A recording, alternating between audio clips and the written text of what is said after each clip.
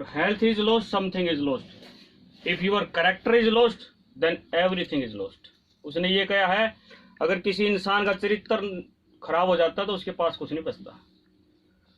और खासकर मेल और फीमेल में, लड़के और लड़कियों में कैरेक्टर की अलग अलग वैल्यू होती है, मेरा जो मानना है, जिस सोसाइटी से मैं बिलोंग करता हूँ। क्योंकि लड़की के लिए कैरेक्टर ज़्यादा कंपलसरी इसलिए है कि उसको 2 फैमिली संभालनी पड़ती है। आपने महाभारत देखी होगी, उसके अंदर एक कैरेक्टर है धृतराष्ट्र, उसका एक लड़का था दुर्योधन। वो काफी खड़ूस आदमी था, बैड कैरेक्टर का आदमी था वो, लेकिन धृतराष्ट्र ने कभी भी उसको ज्यादा बुरा नहीं लगा, क्योंकि एक अटैचमेंट होती है ब्लड रिलेशन। तो लड़कियों के लिए कैरेक्टर इसलिए ज्यादा जरूरी है कि जिस माँ बाप ने हमारे को पैदा कर रखा है ना, वो ब्लाइंड फेथ पर चलो यार हमारे बच्चे हैं, कहाँ जाए कहाँ नहीं जाए, लेकिन आपको इस फैमिली को छोड़ के कहीं दूसरी जगह शादी भी होनी है, वो इतनी अटैचमेंट नहीं दिखाएंगे, वो आपकी कैरेक्टर के ऊपर ही बात करेंगे। इसलिए लड़कियों के लिए कैरेक्टर जो सब्जेक्ट है वो डबल कंपलसरी है। और मेरा ये मानना है 3 प्रकार की एजुकेशन होती है, टेक्निकल होती है, एक एकेडमिक होती है और एक क्वालिटी एजुकेशन होती है। मैं एक मैट्रिक बेस पर कंडक्टर लगा हूँ, आज तक मेरा MA MPhil का कोई एक्सपीरियंस कहीं काम नहीं आया। जिस शिक्षा में आप पढ़ रहे हो ये खाली एक एकेडमिक क्वालिफिकेशन है, इसको सिर्फ गवर्नमेंट जॉब के लिए फॉर्म अप्लाई करने के लिए इस डॉक्यूमेंट की जरूरत पड़ेगी, उसके बाद पूरी जिंदगी में इस कागज को उठाकर देखने वाला नहीं। उसके बाद टेक्निकल ये है, अगर आप गवर्नमेंट जॉब में फेलियर रहते हो, अगर आपके पास टेक्निकल एजुकेशन है, तकनीकी शिक्षा है, तो आप अपनी रोजी रोटी कमा सकते हो। लेकिन जिस एजुकेशन को मैं फोकस कर रहा हूँ, क्वालिटी एजुकेशन को, मोरल एजुकेशन को, ये एक ऐसी शिक्षा साथियों डंग डंग पे काम आएगी। आपकी मम्मी पापा के साथ, आपके भाई के साथ, आपके पति के साथ, आपके विभाग में, आपके डिपार्टमेंट में, आपकी बस में, हर जगह।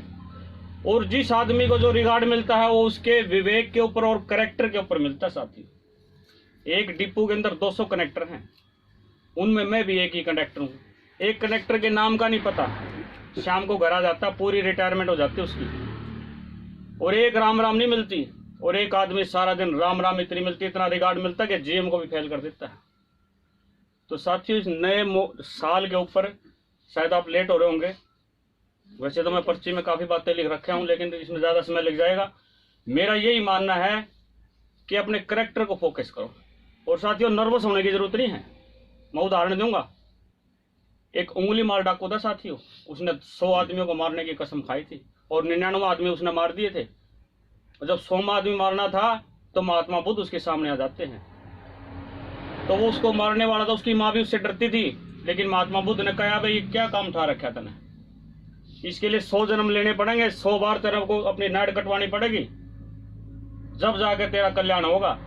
तो साथियों उससे पूछा भाई ये क्या है, अगर ये गलत कर रहा है। जब उसकी बुद्धि जागी तो उंगली मार डाकू ऋषि वाल्मीकि बन गया, जिसने 1000 वर्ष पहले रामायण की रचना कर दी। साथियों एक आदमी एक समुद्र के किनारे लहरों को गिन रहा था, सवेरे 4 बजे उठा, 9 बजे तक गिनी, लेकिन वो भूल गया और टेंशन में हो गया। एक आदमी बोले भाई क्या बात हुई, यार मैं सवेरे 4 बजे गिनने लगा था, इतनी लहर तो गिन ली थी, आगे भूल गया। बोले फिर क्यों टेंशन मान रहे, ऐसे बैठा रहेगा, दोबारा उठ और जाकर दोबारा गिननी शुरू करते। तो साथियों जब जागा जब सवेरा, एक सदने का नाम सुना होगा, कसाई था साथियों, बकरे काटा करता। जब एक रात को बकरा बच गया, उसके पास दुकान बंद करने वाला था, तो एक मीट खाने वाला बोला भाई मेरे को 1 किलो मुर्गा या मांस चाहिए। वो बोले भाई ये बकरे न काट दूंगा तो सारी रात ये बकरा खराब हो जाएगा, नुकसान हो जाएगा। वो आदमी बोले इसकी टांग को काट दे, 1 किलो मीट बिक जाएगा और बकरा भी नहीं मरेगा।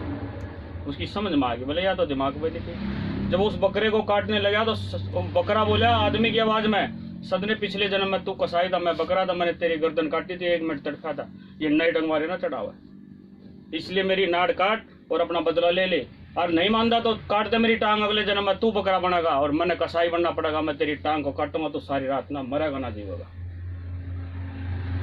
तो ठीक इसी प्रकार से साथियों एक तीसरा उदाहरण और देना चाहता हूं। मैं ये बातें इसलिए कह रहा हूं आपको, अगर आप 0 पर हो, शास्त्र के अनुसार एक इंसान के अंदर 100 गुण है, अगर आप 0 पे बैठे हो तो 100 में बनने में आपने ज्यादा समय नहीं लगता।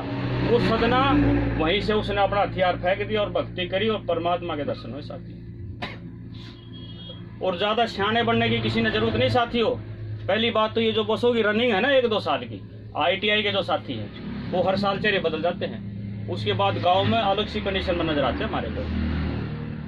मैं करनाल गवर्नमेंट कॉलेज से ग्रेजुएशन करी मैंने, बहुत लोग जाते थे साथियों, अप टू डेट बन के जाते थे। हमें तो मार्गदर्शन नहीं मिला साथियों। मैं तो BA लेवल पर अप्लाई करता था, फिर पता लगा कि एक कंपटीशन की तैयारी होती है आज तुम। और मैं एक बात कहना चाहता हूँ, हर आदमी के मोबाइल में 1.5 या 2 GB डेली का नेट मिलता है। आप जिस क्लास की स्टडी करते हो ना, पूरा वो जो नेट है आपकी स्टडी में लगा दो, आपको कोई रोकने वाला नहीं। और ये जो ब्लाइंड फेथ है, खासकर लड़कियों के ऊपर, जो माँ बाप आंख मीच के विश्वास करते हैं, तो वह आपने अपने करेक्टर पर फोकस करना है। जिसका करेक्टर नहीं है उसका कुछ नहीं है, उसकी घर में इज्जत नहीं है, उसकी परिवार में इज्जत नहीं है। साथियों, जब रिश्ते होंगे ना, रिश्ते होंगे, आज जो रिश्ते होते हैं इमीडिएटर से काम नहीं चलता। लोग उसके कॉलेज लेवल से जाके उसका रिकॉर्ड पता करते हैं। और जो माँ बाप आपको भेज रहे हैं, इसलिए भेज रहे हैं, मैं बताना चाहता हूँ, कलरक के लिए +2 काफी है, लेकिन आप तो ग्रेजुएशन कर रहे हो।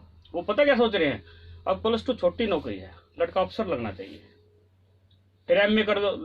क्या सो MA इसलिए करवाते हैं कि MA में 50+ मार्क्स आ जाए, आप नेट क्वालिफाई करो और कॉलेज में प्रोफेसर लगो। आप किसी से पूछ के देखना क्या फोकस है। मेरे जो बच्चे पढ़ते हैं, जैसे हम उसको गाइड करते हैं, वो कहते हैं HCS IAS लगना है हमने, तो ऐसे नहीं लगा जाता। अक्सर देख लेना, जो आदमी जिसकी जो कंपनी है अच्छी है तो वो अच्छा बनेगा। अपने आप को बेहतर बनाओ और माँ बाप के उस विश्वास को बिल्कुल एक उसके ऊपर खरे उतरो। करेक्टर बहुत ही कंपलसरी सब्जेक्ट है साथियों।